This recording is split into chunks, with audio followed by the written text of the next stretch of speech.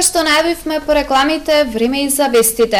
Големите општини имаат голем финансиски товар од бесплатниот превоз на учениците. Овој проблем никако да се реши неколку години, но од Министерството за локална самоуправа најавуваат дека ќе понудат решение кон средината на наредната година. Блокирани се сметките на дел од училиштата во Кочани. Причината се неподмирените долгови кон фирмите кои го вршат бесплатниот превоз на ученици. По овој основ општината од 2012 година трупа долгови од околу 700.000 евра. Локалната власт веќе почнала со штедењето, а размислува и за нови решенија од наредната учебна година. Прашањето е колку тие ученици го користат тоа право и колку се возат, а ние го плаќаме. Значи работиме, односно размислуваме за изнаоѓање во наредната учебна година, бидејќи договорите за оваа учебна година се завршени, за изнаоѓање на некое потранспарентно решение каде што ќе се плаќа за направена услуга, а не за запишан ученик. Проблеми со бесплатниот превоз имаат сите регионални образовни центри во земјава, меѓу кои Штип, каде што пред 5 години имаше долг од скоро половина милион евра. Предходниот градоначалник го намали долгот на околу 100.000 евра. Со наредниот буџет ќе видиме колку ќе добиеме како општина, како источен регион од Министерството преку овие блок дотации, за да можеме тоа и да го сервисираме, тековно да плаќаме, но и да покриваме дел од напластените долгови кои што останале од претходниот период. Решението за проблемот со бесплатниот превоз се гледа во новиот начин на прераспределба на средствата преку блок дотациите. Заменик министерот за локална самоуправа забележува дека веќе е формирана работна група од домашни и странски експерти. Идејата е првично да направиме детална и длабинска анализа на состојбите, зошто доаѓало до долгови, каде се проблемите, затоа што досега реално таква анализа нема. Анализите на владата кои треба да излезат во мај или јуни наредната година ќе понудат решение на кој начин ќе се врши распределбата на блок дотациите кон општините. Општините подолго време бараат да се промени методологијата за распределба на парите од буџетот по оваа основа, но засега бесплатниот превоз на ученици во регионалните средни училишта на големите општини им е финансиски товар. Во прва фаза по скратена постапка, собранието го усвои предлог законот за измени и дополнување на законот за акцизи. Со овој закон се предлага зголемување на висината на акцизата на дизел горивото, кое се користи како погонско гориво, и за екстра лесното масло за домаќинство што се користи како гориво за грејење за 3 денари. Како што претходно беше соопштено, зголемување на акцизата се предлага од 1 јануари 2018 година, а очекуваниот ефект во буџетот за наредната година изнесува 1,6 милиарди денари. Зголемувањето на акцизата на нафта владата го предложи како измена на даночната регулатива. При тоа нагласи дека ефектите од оваа мерка се зголемување на буџетските приходи, усогласување со европските стандарди и регулативите на Европската унија, како и заштитата на животната средина, односно намалување на загадувањето.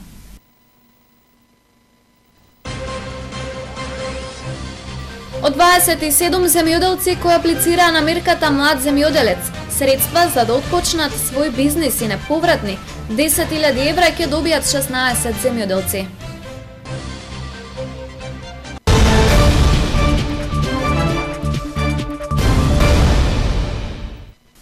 Проектна активност на Сдруженијето Отворена порта и УСАИД, насловена на кафе со бегалците и мигрантите, денес се реализираше во Штип. Целта на овој настан е подигнување на свесноста за искуствата со кои се соочуваат лицата за време на нивното патување барајќи азил. Слушам кашумат шумите буките. Слушам кашумат шумите. На кафе со бегалците и мигрантите е дел од низата настани низ Македонија како дел од проектот на УСАИД за заштита на правата на мигрантите и бегалците, спроведен од страна на Македонското Сдружение на млади правници во соработка со Сдруженијето на граѓани за акција против насилство и трговија со луѓе Отворена порта. Целта на овој настан е да се подигне свеста за искуствата со кои се соочуваат овие лица за време на нивното патување, меѓу кои и потенцијалната опасност да станат жртви за трговија со луѓе, како и да се намали жигосувањето на оваа група на граѓани. Тешко е. Ако проблем е во Дженгар, Во шума, значи патуваат во шума. во Кјумчер проблем, Со криумчарите имаме проблем. во јадењето проблем, нема вода, нема јадењето. Значи патот беше премногу тежок, со криумчари се соочувавме со разни проблеми. Знаеше криумчарот да ни земе повеќе пари од тоа што треба, да не однесе до одредената дестинација. По патот исто се среќававме со луѓе што не малтретира, значи што ми ги зема парите, сите документи што ги имавме. Проблем со храна, значи проблем со климата, знаело да биде многу ладно, одење многу пешки и слично. Присутните на настанот на кафе со мигрантите и бегалците имаа можност низ емотивно видео да погледнат неколку баратели на азил во Република Македонија како ги споделуваат нивните искуства, а потоа следеше и разговор во кој секој присутен имаше можност да ги сподели своите ставови, мислења или ставови за бегалците, мигрантите и бегалската криза. Овај настан кој што денеска го организираме е дел од настаните кои што се организираат на територијата на истите градови низ Република Македонија. Настанот се вика Кафе со бегалците, инаку е поддржан од проектот на USAID за заштита на правата на бегалците и мигрантите, кој што се спроведува од страна на Македонското здружение на млади правници во соработка со Отворена портала Страда. Целта на овај настан е да се подигне свеста кај луѓето во контекст на бегалската криза, како и тоа да се отворат оние теми кои што стварно се соочуваат бегалците, како што се криумчарењето, трговијата со луѓе и сите оние ризици кои што се изложени додека они транзитираат од нивните матични држави се до некои од европските земји. Од местното население, конкретно во Табановце, не сме наишле на некој посебен проблем и недоразбирање помеѓу бегалците и локалното население, но постојано тука, значи, невладините организации заедно со државата работиме на освестување на луѓето, се со цел да се свесни низ што тие луѓе поминуваат и низ каква траума и стрес, така да на тој начин се трудиме да влијаеме на подигнување на свеста и на некој вид на соработка помеѓу локалното население и на бегалците.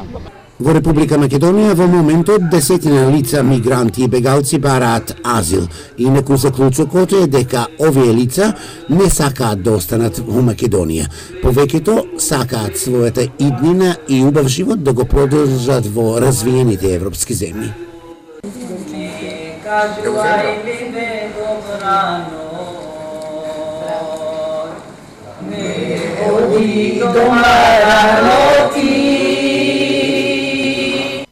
Од 27 земјоделци кои аплицираа за мерката Млад земјоделец, средства да отпочнат свој бизнис и неповратни 10.000 евра, ќе добијат 16 земјоделци. Во меѓувреме, платежната агенција започна со подпишувањето на договорите за одобрените проекти.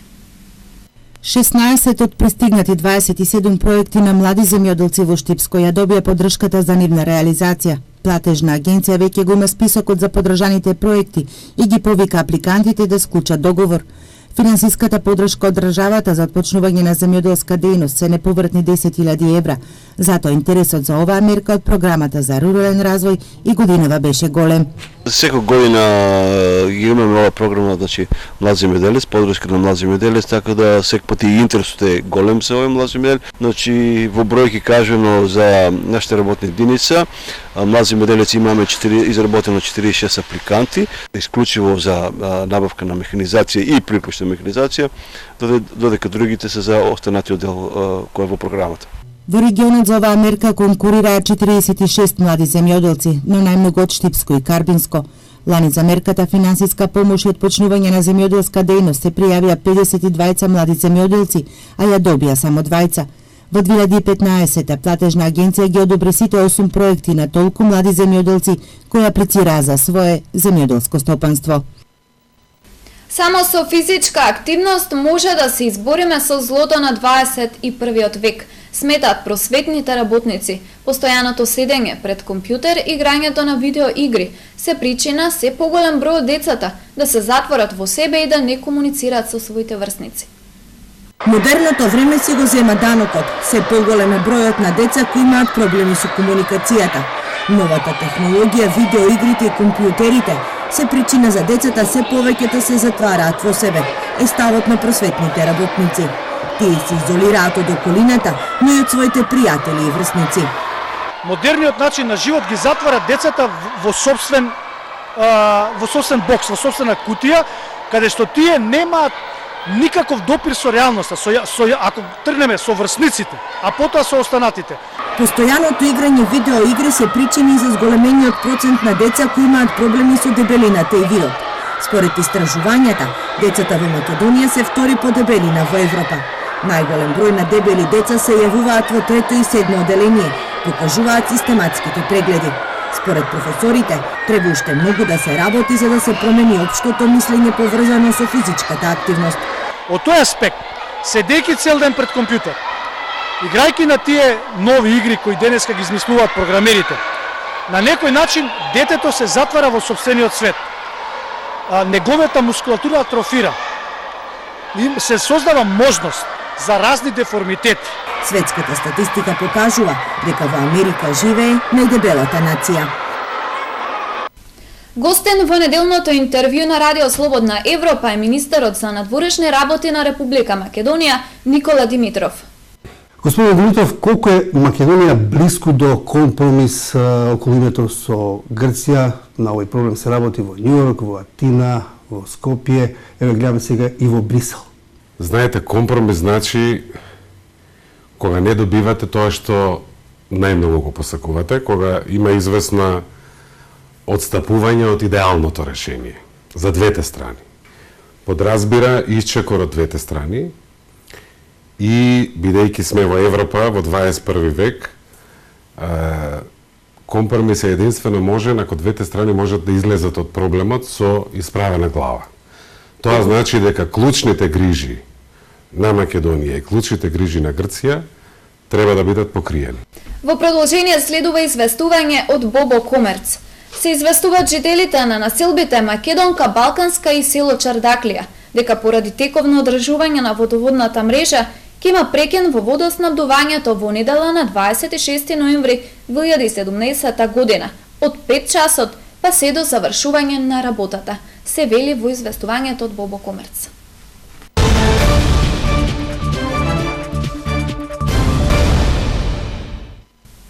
Фудбалските дратолигачи од групата Исток во недела ќе ги одиграат надпреварите од предпоследното 13-то исанско коло. Екипата на Китго Пехчево ќе гостува во Виница, а тимот на Кежовица во Берово. Понекано сигурно изминува есенскиот дел во третата фудбалска лига група Исток, во која се прикажа одличен фудбал, при што се постигна многу голови, од кои повеќето беа моште атрактивни. До крајот на оваа полусезона ќе се одиграат уште 2 кола, за да на 3 декември се спушти есенската фудбалска завеса и пошто терените ќе мируваат се до пролет 2018 година. Утре недела на програмата се надпреварите од предпоследното 13-то есенско коло, во кое ќе се сретнат. Во Зрновци ќе играат Зрновка и Брегалница Голак, во Берово ќе се сретнат Малеш и Кежовица, во Виница ќе игра Слога 1934 и Китго Пехчево и во Свети Николи ќе се сретнат Овчеполе и Рудар 1947. Сите надпревари ќе се одиграат во недела 26 ноември со почеток во 13 часот. Тоа беа и последните информации од овие саботни вести на Ирис телевизија. Имајте убав викенд, пријатно!